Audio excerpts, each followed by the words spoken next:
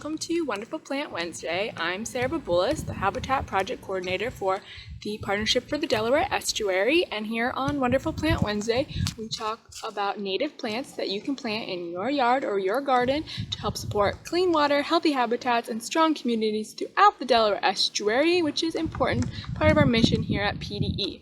This is a special, I'm coming to you from the future today. This is not a live Wonderful Plant Wednesday because I am on a project here where we have a lot of different sorts of plants that I wanted to show you for different type of habitats that I don't have at my yard at home. So we're all being safe here on this project and doing what we need to do to get this done. But I want to tell you a little bit about this project and show you some of the plants that are going in here. So I'm at Salem High School in Salem, New Jersey, and we're installing a rain garden here as part of the South Jersey Landscape Makeover program. And in general, rain gardens are meant to help control stormwater and filter more stormwater into the ground rather than just having more runoff across parking lots and into sewer drains. It gets infiltrated into the ground, so we have less flooding, less runoff, so that's less junk going into our waterways, also sometimes called bioretention areas. And so this is a pretty big one we have here. So I'm going to show it to you and then talk to you about some of the plants that are here. So this is overall the whole, we're not done yet, so we just finished putting in the plants here. We're going to hopefully finish up today and tomorrow. We just put in some plants, we're going to do some mulching yet.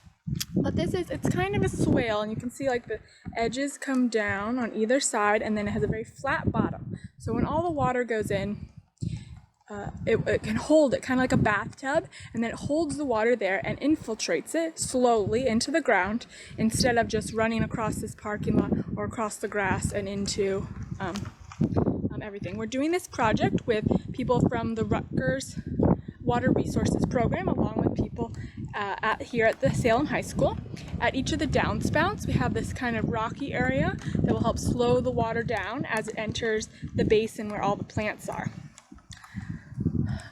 And so I'm just going to highlight a couple of the plants that we're planting in the garden. So a lot of them aren't flowering yet, but I'll show you a couple that are. This is a hybrid hibiscus. We have several native hibiscus to our area.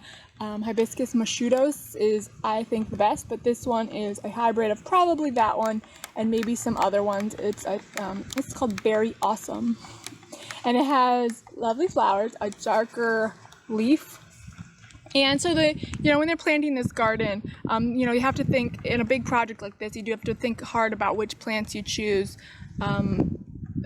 to support the purpose you need. This is a very visible garden right at the front of the school here, so we definitely need small plants. We don't want them to get too unruly. We want maintenance to be easy, so that goes into a lot of the plants that you choose for this. But all these plants are they like it wet, right? So they're going to sit in water for long periods of time after it rains, but also have to be able to take dry conditions during other times of the year when it's not raining, like the middle of summer. And that's what a lot of these plants are able to do.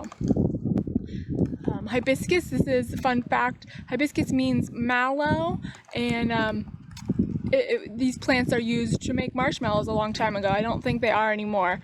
Maybe, I'm not sure, not these ones anymore maybe, but these are very common in our wetland marshes in our area, the hibiscus moschutos, and they're very attractive flowers. A lot of people don't think hibiscus are native here, but they are, and they're very pretty, and so that has a good history in our area as well. So like I said, not much else has flowers, but this is Iris versicolor, which is a great one of the, if you don't have this, if you have a rain garden, you don't have Iris versicolor, you need to get it. They're a spring bloomer. Most people are familiar with Iris, so this one is great for wet areas and is native to our area. This is Lobelia cardinalis. This actually should be blooming, not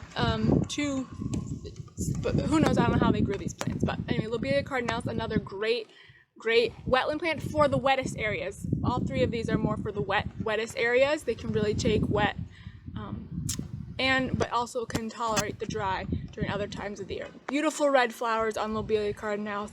It's really a great plant. Beautiful. Hummingbirds love it. It's just great. If you have a slightly drier area, there's also Lobelia syphilitica, which is blue. Cardinalis, named because it has beautiful red flowers.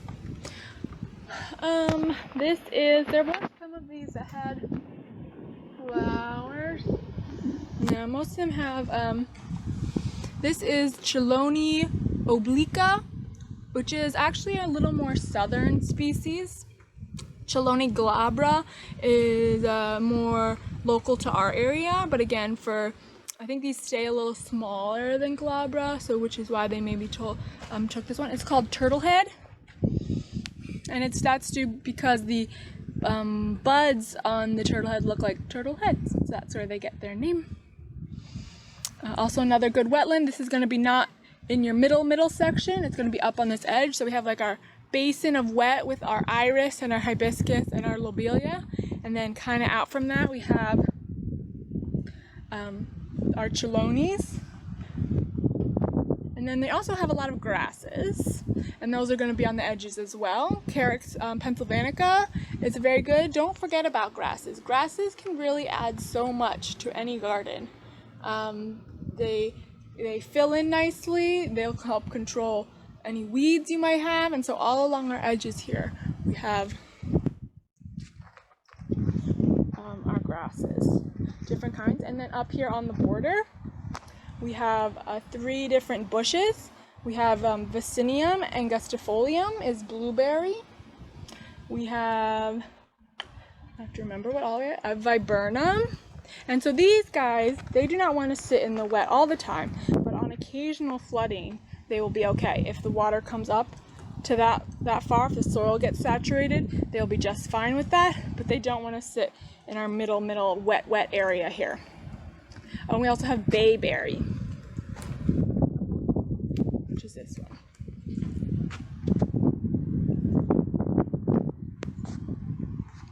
Right, so definitely you can find a lot more resources about rain gardens on our website. They are great as a clean water organization. We definitely support rain gardens, and they do great at a really local, at your home level. They do not have to be as complicated as we have going on here. This is like a really big scale rain garden, which will hopefully,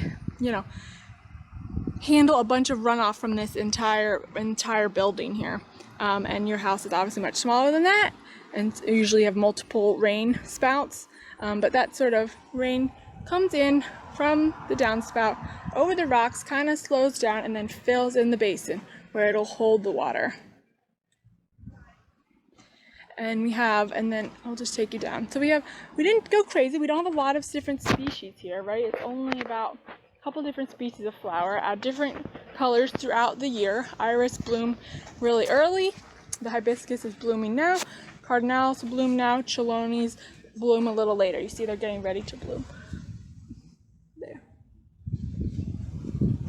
And then the grasses just kind of add interest all year. So this goes all the way. See, look, we have grasses on the edge here. Add some. So we're going to mulch it. We're not done. Here's a little more of a little area that's more done. Oh, here's a chelonia that has flowers. And I called that because chelonia is a genus of, or family of turtles, and so they're named because they look like little turtle heads. Very cute.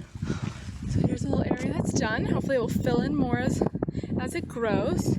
And then we'll have a pipe over here for overflow. That they're going to put a pipe in here under the sidewalk into this area over here. And that's a river birch tree. It's always good to have a tree, kind of a specimen tree. All right, well, hope you enjoyed this look at some rain garden plants here on Wonderful Plant Wednesday. I will do my best to answer what I can. If you have questions about rain gardens or any of the plants you saw here today, I will do my best to answer them.